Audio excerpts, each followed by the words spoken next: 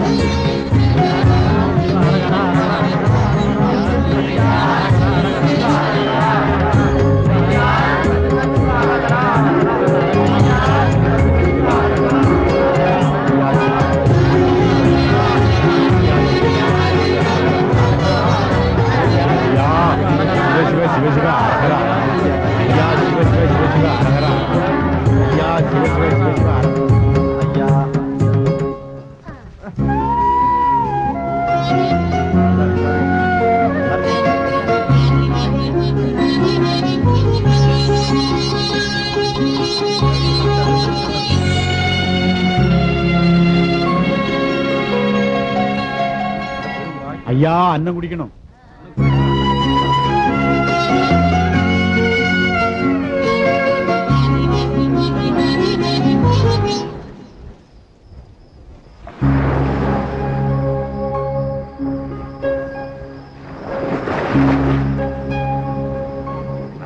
சிவ சிவ சிவ சிவ ஹர ஹர ஹர.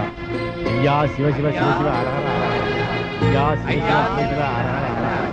ஐயா சிவ சிவ சிவ சிவ ஹர ஹர ஹர. ஐயா சிவ சிவ சிவ சிவ ஹர ஹர ஹர. ஐயா சிவ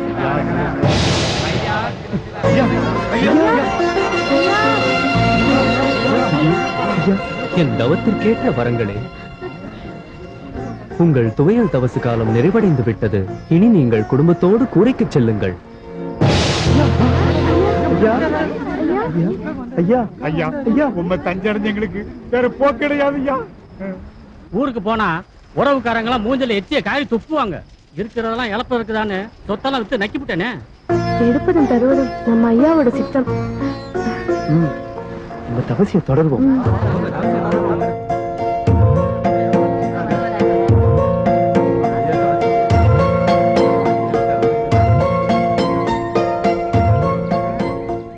என் சிந்தையில் சூழ் கொண்ட பிள்ளைகளே, என்னை எக்கணமும் மறவாமல் இருப்பதே நீங்கள் பெற்ற பேராகும். இனி உங்களுக்கு சென்ற இடமெல்லாம் சிறப்பு. விதைகளாக நீங்கள் இழந்தவைகள் எல்லாம் இனி விருட்சங்களாக திரும்ப கிடைக்கும்.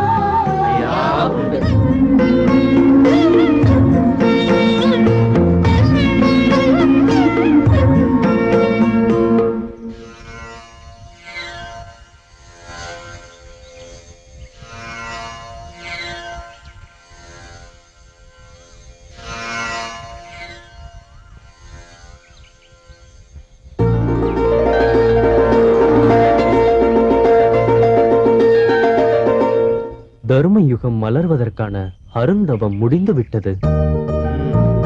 அயோக அமிழ்த கங்கையில் வைத்து இறை நியமனங்களுக்காக எமக்கு 7 மழலைகளை தந்த 7 அம்மைமார்களும் பூலோகத்தில் அவதரித்திருக்கிறார்கள். அந்த 7 சப்த கன்னிகளையும் எனக்குள் ஆட்கொள்ள வேண்டிய நேரம் வந்துவிட்டது.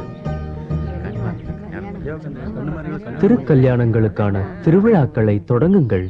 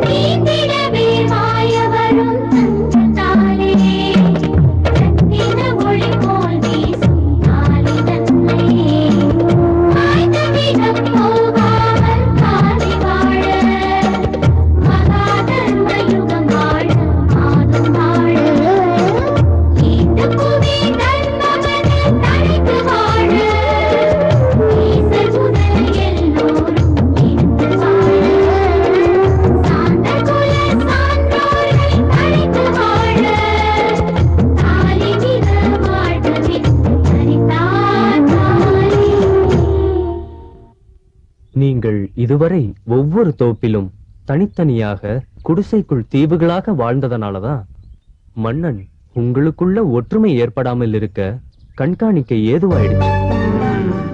உங்க குரல் முதல்ல உங்களுக்கே கேட்கணும்னா சரம் தொடுத்தது போல அடுத்தடுத்து ஒரே நேர்கோட்டுல முன்வாசல் தோரணமோடு வீடு கட்டுங்கள். நீங்கள் ஒற்றுமையாயிருந்தால் மன்னன் கூட பயப்படுவான். இல்லாவிடில் சிப்பாய் கூட சீண்டிப்பார்.